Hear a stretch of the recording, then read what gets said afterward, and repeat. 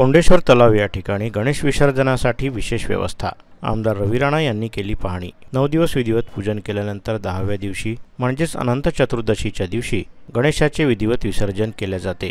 आज विसर्जनाच्या दिवशी शहरातील सर्व विसर्जन स्थळी चोख पोलीस बंदोबस्त आणि महापालिकेकडून विशेष व्यवस्था करण्यात आली आहे। कोंडेश्वर तलाव परिसरात सुद्धा महापालिका प्रशासन व पोलीस प्रशासन एकत्रितपणे गणेश विसर्जनासाठी लोकांच्या मदतीला सज्ज आहे। कोंडेश्वर तलाव परिसराची आमदार रवी राणा यांनी पाहणी केली। तसेच गणेश विसर्जन स्थळी गणपतीची पूजा अर्चना करून भक्तांना अनंत चतुर्दशीच्या शुभेच्छा दिल्या।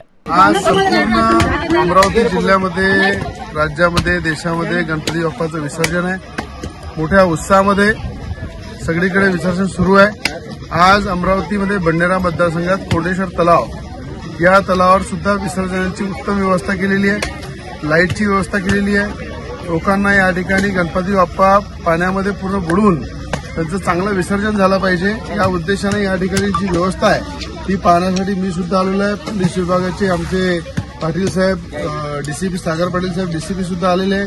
प्रशासनाचे बाकी अधिकारी सुद्धा आहे की सुखरूपपणे सगळ्यांचं चांगलं विसर्जन झालं पाहिजे, आनंदामध्ये गणपती बाप्पाचं विसर्जन झालं पाहिजे आणि पुढच्या वर्षी बाप्पा लवकर आले पाहिजे हे सगळ्यांच्या मनामनामधली एक मनामनामध्ये सगळे प्रार्थना करते। आणि सगळ्यांच्या 10 दिवसामध्ये ज्यांनी पूजा केली, आराधना केली, आरती केली, सगळ्यांच्या इच्छा पूर्ण हो आणि सगळ्यांचे दुःख नष्ट हो हे बाप्पाच्या चरणी आम्ही सगळे मागत आणि या ठिकाणी कोंडेश्वर तलावामध्ये विसर्जनाची व्यवस्था छत्री तलाव, कोंडेश्वर सगळ्या परिसरामध्ये आम्ही या ठिकाणी केली आहे।